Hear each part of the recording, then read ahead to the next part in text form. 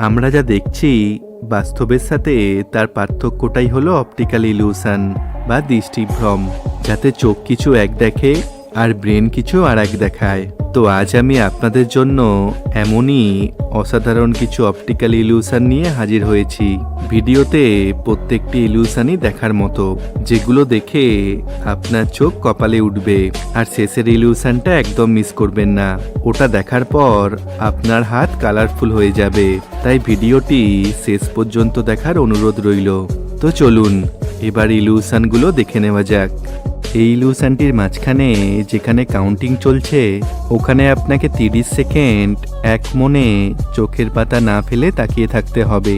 আর তারপর আপনি অদ্ভুত একটি ম্যাজিক দেখতে পাবেন, যেটা দেখার পর আপনিও বলবেন, তো আপনার সময় শুরু হচ্ছে এখন।